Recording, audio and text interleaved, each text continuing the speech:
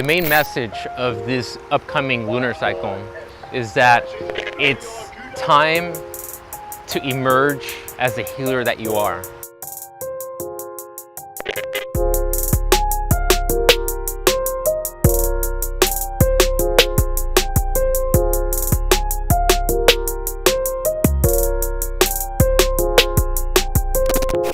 At the beginning of this new moon cycle, we see this energy of the sun, the moon, and Neptune. This is the fourth dimension. This is the dream world. This is the realm of dreams, of visions, of archetypes, of collective energies. This moon cycle is about birthing a new capacity to work with this astral realm.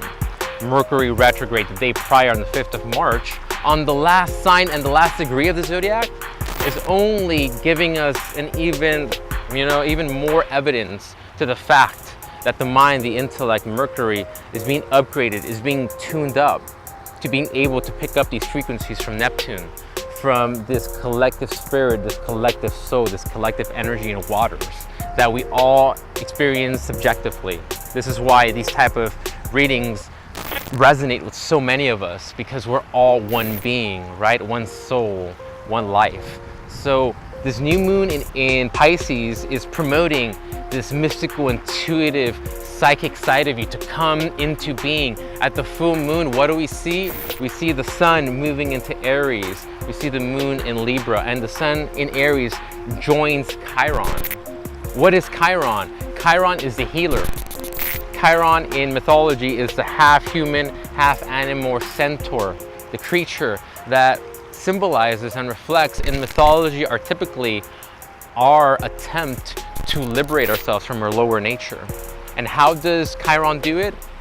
By learning the creative arts, by learning how to work with subtle energies within the body. Chiron was the herbologist, the homeopath, the Reiki healer, the yogi. Chiron energy is about working with the multidimensional self to realize and to come into the awareness of our multidimensional selves. Chiron has been known as the spiritual wound, the wounded healer, the spiritual warrior. But I'm gonna tell you this, so yes, all that sounds like Aries, Chiron is like this wounded masculine energy. But let's stop right there and actually look at where Mars, the ruler of Aries, is at.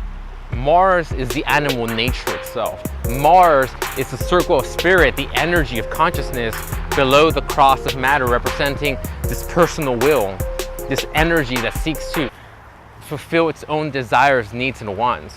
This is the inner God that wants to go out into the world and get what it needs. Where do we see Mars throughout the cycle? Let's look at the full moon. At the full moon culmination, we see Mars forming what we call in astrology a trine, a harmonious aspect with Pluto in Capricorn and with the South Node in Capricorn. Now, just really quickly, what that reflects is that collectively as a soul, our personal wills that are colored by this energy of Taurus, that is very grounded, slow moving, is learning patience, is learning how to prioritize, how to make movements and expend our energy based on our priorities and what we truly value. And our actions are in Taurus in alignment with our values. Therefore, we're building, we're accumulating, we're attracting what we really want. Hence why Taurus is ruled by Venus, very magnetic in nature. But at the same time, this Mars, by this full moon, this culmination, this culmination is like the cosmos showing us what there is to potentially manifest the full moon with this energy that was birthed at the new moon. So while the new moon is very mystical, very intuitive, we see Mars at the new moon starting to begin to form a harmonious aspect with Saturn. So even at the new moon, we start feeling like the will, the personal will, our efforts, we're becoming a lot more practical. The things that we see disintegrating in society, the norms, crumbling, the scripts being tossed, us kind of like getting to the point that we realize that like, oh fuck, okay, I gotta figure this out. Like, there is no, this is how things are done anymore. South Node, Pluto, Saturn reflects that, like, this whole story behind this is the way that things are done. That's just no longer available for us. Mars during this new moon in Pisces is starting to begin a harmonious relationship with Saturn. And by the full moon on the 20th of March, when we see the sun illuminating Aries and Chiron in Aries, so the divine masculine is being, we can say, called into action. Where do we see Mars? The reflector of the personal will, harmoniously aligned with Pluto. Something to know about Mars and Pluto is that in astrology, Mars and Pluto resonate to desire.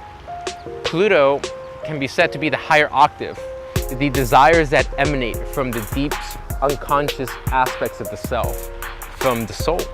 We can say that these egos, these personalities, don't always remember all of our memories and experiences from other lifetimes. However, deep within the unconscious, Pluto, we have available capacities and memories from previous lifetimes. And it is through our awareness of what we want, what our intuition tells us that we should go after Mars, and taking action on those intuitive sensations of what we want to go ahead and do, Mars and Aries. Through that, we respond and we're connected and we're linked to Pluto, the desires from the deep soul within. So this is how Mars and Pluto are said to be lower and higher octaves of one another. And so what this translates to in relation to the full moon in the 20th of March with Mars trining Pluto, during this time with Chiron is in Aries and the sun in Aries, basically translates to the re-emergence of the divine masculine and being able to embody this healer, embody the spiritual warrior, embody being an example for how to heal the self and how to take on this Aries nature. Aries is courageous. Aries is a leader. Aries will be the pioneer. Aries will be the first one in line. Maybe looking a little strange sometimes because they're the first and status quo Capricorn is like judging, but this is the trendsetter energy. Chiron is a healer archetype that awakens our ability to access our multidimensionality.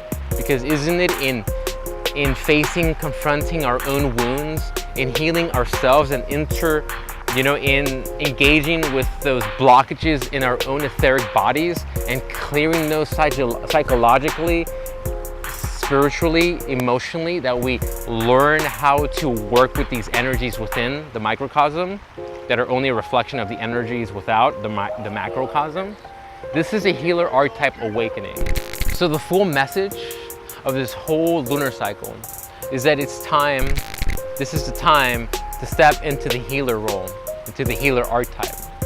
This is a time when there's a lot of healing going on in the collective, a lot of rebirth, a lot of disintegration. And within that process, it is time for you to step in. You stepping into that healer archetype, taking those actions that are in alignment with your true values, taking actions on that, building upon that original desire and intention that's aligned with our soul or with our collective soul. Doing that will help disintegrate and build those new structures that we need out in society and culture. This is all reflected in the planetary patterns. In the full moon, during the spring equinox, we see the sun illuminating Chiron, showing us that for the next year, embodying the healer, discovering our own personalities, our own identity as a healer archetype is being explored yet again. Aries is a hot fire that comes and goes. Aries is impulse, is excitement, is energy that is here one moment and gone the next. Aries energy is not a very self-defined fire. Leo is slow, steady fire of the heart, no self-expression, knowing who you truly are and expressing that. Chiron Aries is re-exploring, following those intuitions, following those impulses, following those gut feelings, those little subtle sensations of like, hey, I want to try that. Like, that are in alignment with working with subtle energies, that are in alignment with you becoming that healer that works with universal energies within the micro, without in the macro. That's the energy of Chiron Aries. And this upcoming year, we see this Aries Chiron energy so so propelled to, you know, be the change in the world.